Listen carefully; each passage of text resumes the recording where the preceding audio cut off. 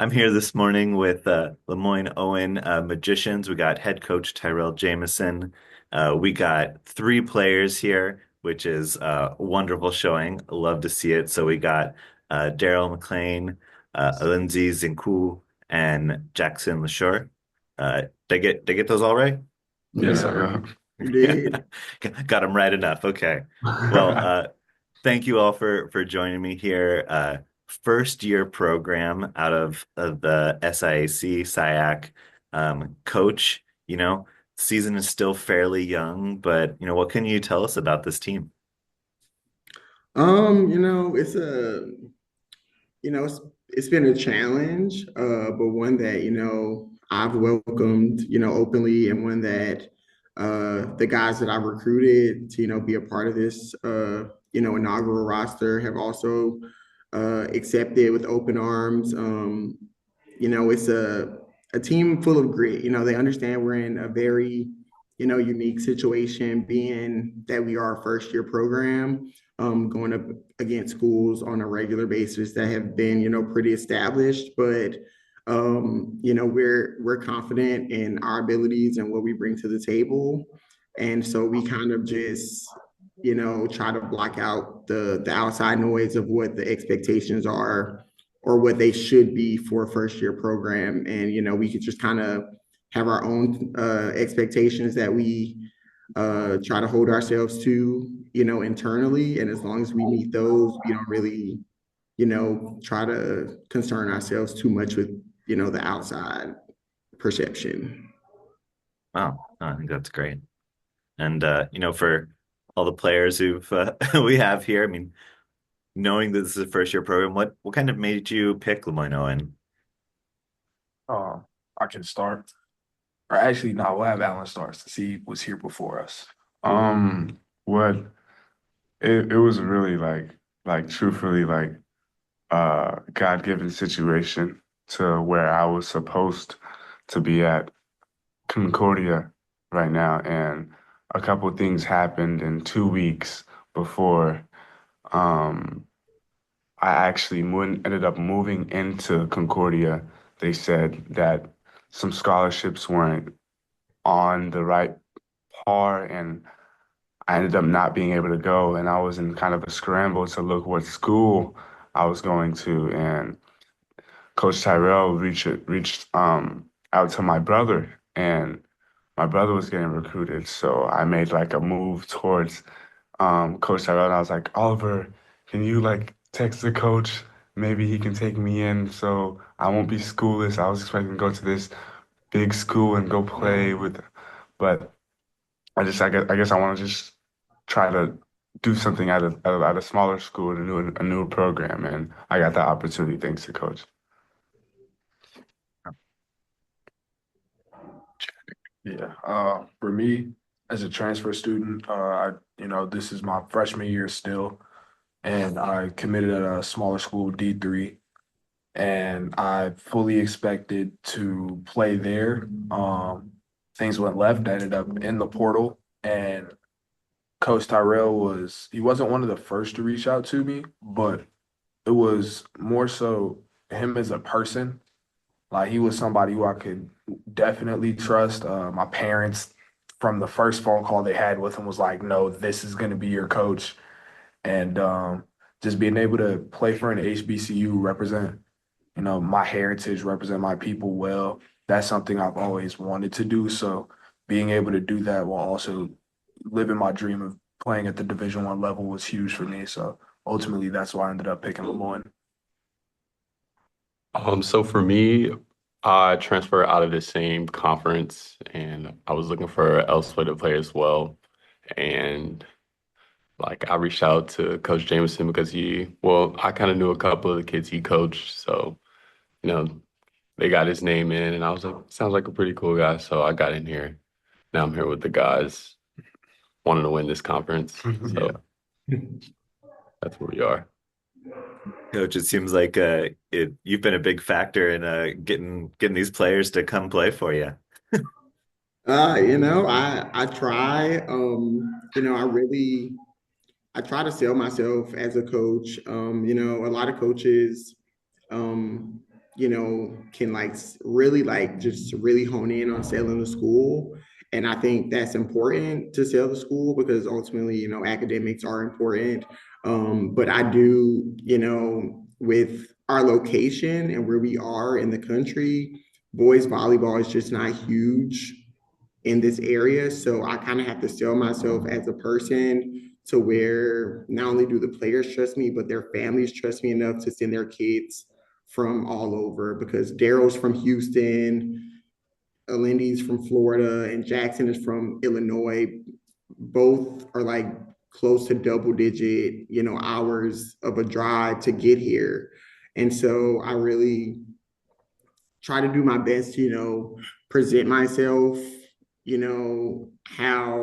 how I am as a person through the entire recruiting process, just so they, fully understand the environment that they're stepping into and who they're stepping into that environment with. In terms of, the team culture, assuming you both have a lot of freedom and a lot of responsibility to build that from, nothing. So how would you describe the team culture you want to build or you are building? Very much a culture, around respecting each other, as teammates, but still being able to hold each other accountable and challenge each other to be better, each and every day. Building a culture where, your hard work is rewarded, building a culture where winning, as important as it is at the collegiate level, we all want to win, but building a culture where just becoming better people and losing gracefully, winning gracefully is, a top priority for us. Players, that sound about right? What you Yeah, experienced? that's Put you on the spot, man. What if they would have said no? That'd have been tough. Oh, so, I know the season is still young, but you've already started conference play. Start off by getting 2 wins against Kentucky State. You know, coach, how to feel to get that not only that first win as a head coach, but then start off conference 2-0. Oh man, again, the first win, super exciting. Definitely a lot more stress involved than I was hoping for. I real. expected some five setters, to happen here or there. For it to come, as my first win. Honestly, ended up being super special just because in that fifth set specifically, we were down by 2 or 3 points late in the set. I want to say the score was like 14-11 13, at that point, it and was we, 12, managed to 9. yeah, like it was 2 or 3 points. It was pretty late in the set, like at that point where you really don't want to be down 2 or 3 points in like a fifth and decisive set. And, I called a timeout and kind of refocused the group. And then we somehow managed to, run off 2 or 3 points in a row, tied it up. And then, we went into extra points and ended up winning 18-16.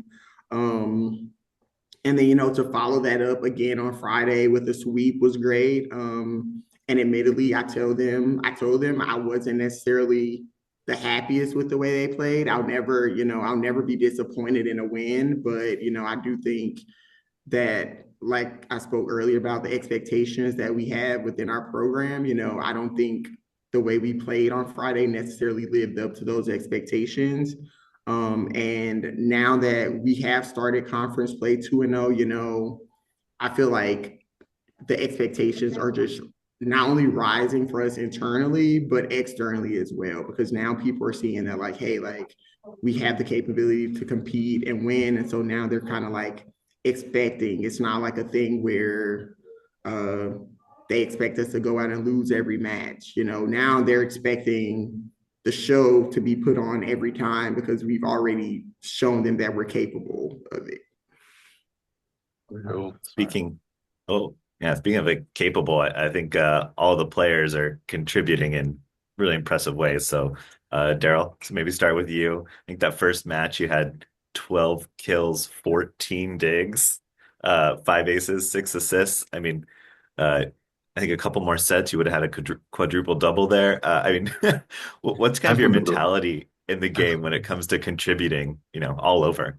Um, well, one, like a lot of us, some of us are playing out of position. Like I'm originally a right side, but I'm playing all the way around as a middle. So it's like, yeah, I know 100% of the time the passes aren't going to be like on. So I know like I'm going to have to contribute like offensively elsewhere. Like I try to do behind the serve, just like go for it, like not try to be as passive. But I mean, there's like areas we can work, but like I'm also like as a leader trying to contribute a little bit more from like the back row, I can say per se. Having a middle that plays all around is a rarity and in some ways a nice thing to have of being having Yeah. on the court all rotations. Yep. For sure. And then Lindsay, you're the big arm. I mean, let's let's face it. I think what 27 kills one night, 16 the next. Uh, did you expect to have this level of impact, your freshman year in college? Yes, depending on where I went. And now that I know that I came here and I'm here for a reason, it's all because of God, first of all. Like without him, I would not be here with these guys that I truly am really confident in, and I'm super confident in my coach. I know that he knows everything that we have to do. So yeah, I went into college knowing that I was going to make an impact, and that impact really relies on me and how much work that I put in practice and the integrity that I show towards the team and my coach, of course. And um 27 kills. It was actually 32, but they didn't take the stats correctly. Oh, I actually had 39 points that game. I was really looking for 40, but I got 39. So I guess God was just trying to keep me humble right there. So um yeah, these it's just really fun playing around like people that I can just genuinely just look towards and know that's my brother, that's my teammate, and it just feels so natural. Natural now. We had to go through a lot of ups and downs for us to get right here, and exactly all those ups and downs was needed for us to be right here. So I really just want to give it to these boys and God. well, I'll tell you one of my big pet peeves is the NCAA and their stats keeping, especially in men's volleyball. Uh, you're not the only one, let me tell you. So, good to know. Uh, I also found, I want to say your senior year in high school, you hit 741 for the season. Yeah. Okay, I just want to make sure that was a real number because that is Yeah. insane. Yeah. Well, During that time, it was like literally if I could tell you a copy and paste of this school year, like my team, of course, like I had a big problem with how I spoke to people, and it wasn't sort of negativity, it was just the way I addressed certain situations and my facial expressions, and I had a big problem, and that kind of sort of changed with time, and now I feel like it's really getting to a a place where I can call myself a leader. So I'm glad for that difference. But when I tell you me playing in high school, it feels like I'm playing in high school again. Like I'm just really comfortable. And to say that like I'm one of the youngest on the team, so it's like just super humbling also. Jackson, I mean, you're trusted with distributing the sets here. How's the chemistry with your hitters? Yeah, so for me, I actually got recruited here to play right side, and I got recruited to my previous school to play right side as well. And I was supposed to start at center there, and came here. Coach didn't have a guy, so I ended up setting here as well. But really, it's something I pride myself on. I'm lucky enough to have one of the best coaches in the country for my high school career. Uh, Head of the Illinois Volleyball Coaches Association, Molly DeServe. She's really, really made sure that I understand what a well-ran offense looks like, what like how certain hitters need to be set versus how they want to be set and finding a balance between that. And also just changing my setting decision making a lot of the times, just being ready to be a lot bolder in terms of the decisions I make compared to a lot of other people because I feel like we have the guys and the talent to where if I can be somebody who can keep everybody on their toes, it's just going to open the entire floor up. So being able to come out here and show that all the nights in the gym before I got here at 12 in the morning, practicing on the center net by myself off a toss have really worked out. And I'm just happy I can be here with all of these guys and all this talent to make my job that much easier. I think you also contribute from the service line as well. I think, well, according to the stats, it said you had 6 on Friday, but are you going to tell me you had like 40? I don't know. But I think three of your 5 or 3 of the last 5 points were your aces. You got the game-winning ace. I mean, how great did that feel? Gatorade. Gatorade, coach. So, I mean, let's just address the Gatorade comment. Coach talked to us about ace for a case. So if we get a set winning ace, we get a case of Gatorade. Me and Daryl are roommates, and we both got set winning aces. So our room is going to be real hydrated, full of electrolytes. And I'm the one that needs it the most because I'm always cramping. But funny enough, on that game-winning serve, I started off, we had 19 points, and I was float serving. And my float, I do practice my float, but it's kind of one just like, I know I'm not going to miss it. It's slightly less aggressive, but still a pretty solid serve. And, their serve receive formation had a huge hole in it. So I just served that spot over and over again. But once I got to 22 points, I told coach, I'm like, I'm telling you right now, we get to 24, I'm just ripping. I don't care. I'm serving the ball as hard as I can. I hope you understand.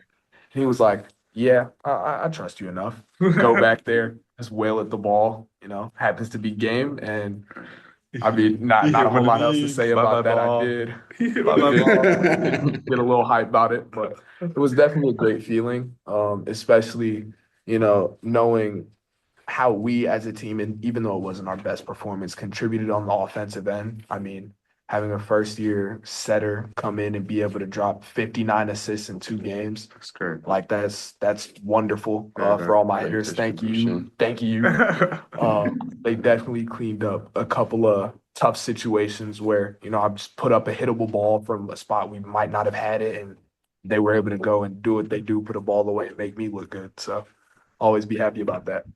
Mhm. So the unimportant question I had, y'all are in Memphis, Memphis style barbecue, underrated, overrated? I feel like it's in the middle, to be honest. I don't really eat barbecue like that. But the way they talk about it here, I was like, my mom can do a little better. Um, I'm from Texas, so like it's pretty good. I can say it's pretty good. Yeah, I'm like, we're not super big on barbecue, but you definitely can't sleep on us in Chicago. So growing up around food, it seems pretty solid from what I've had. Believe it or not, so my dad used to live in Memphis. He no longer lives in Memphis, but when I would visit my dad, we would always go get barbecue. And literally, since I moved back to Memphis to take this job, I have not had barbecue in the 7 months that I've been here. I don't know. I feel like gotta figure out some Gatorade situation of players do something. You're gonna have to eat some Memphis barbecue. Maybe. Oh, well, I know we're all busy. I guess kind of maybe wrapping things up here. I know there's probably a lot of people who are maybe just hearing about LeMoyne-Owen for the first time. Let's give them some reasons to cheer you guys on. Why should someone watching want to cheer for the Magicians? I can start. Is that question for me or for the players? It is for everyone. I gotta pick. Okay. You can go, Jacqson. All right. I mean, really, like one first year program, everybody loves something new, fresh faces. That's always entertaining, but not only like the talent that we have is very, very exciting. I feel like we're going to be one of the most just fun teams to watch more than anything, just because of all the bodies we had, the high flying guys. Like we got our libero back there getting solo blocks, hyping the crowd up, playing right side right now. But also just the journeys of everybody. Like all of us have such different backstories, different upbringings, different locations of where we are and where we've come from. That the fact that all of us are right here at the same time together, like that's I mean it's God given. There's no other way that this was supposed to go, especially knowing that me and Daryl had some similar offers in the transfer portal. Our OH2 and I had a bunch of similar offers. So the fact that we all still found a way to get here with a small roster, whatever difficulties, God given. we're here doing it. And I mean, that's I just want to give one shout out to our boy Richard. He's Yeah, our Richard. we got to watch this dude drop 16 on a basketball court, get on the bus, come the next day, and get some meat houses in the middle. So Yes. shout out to Shout Richard. out Richard. Shout out Richard. That's the man himself. And Big pickup. yeah, the biggest. For sure. I think my answer to that question is, I feel like if you truly are like somebody who says you want the sport to grow, like you just show love to all the newer programs because ultimately once those programs get up and running, that just opens the door for more programs to, get started. And that's, how we continue to grow the sport. Our mascot is the Magicians, and I thought it was kind of weird when we got here. When I took the job, I was like, "What? Like, I've never heard of a school with that mascot." But now that I'm here and like we're on this journey together of like trying to, essentially do the unthinkable. Go out and win the SIAC as a first year program. We are true underdogs, like regardless of how people see us perform during the matches we've had so far. Ultimately, it doesn't change our circumstances that we're a first year program. It doesn't change the circumstances that we have like a very limited roster. Although very talented, like just the depth with the roster size is just not there, like other programs may have. So like I consider us as the underdogs in every match, and who doesn't, love a good underdog story. I can't argue with that. So, I well, truly feel like go ahead. Sorry, go ahead. I truly feel like just really given all our situations, like if one of us gets hurt, God forbid, we can't we won't know how to really come up and just start going again. But God given, we will stay healthy, etc. I feel like everybody should be paying attention closely to us because they don't really understand the situation that we're in, and we're still doing it by the grace of God. And all the barrels playing right side, he's cooking right now. So like I feel like that should really be a thing too. Besides the fact like we have so much talent and a great coach. Yep. I love it. Most kills for libero in a season. I think that's what we're going for. Well, gentlemen, thank you so much for spending some time with me. Best of luck with not only your matches this week, but the rest of the season, and hope to talk to you later on. Sure. Thank you. Thanks for having us.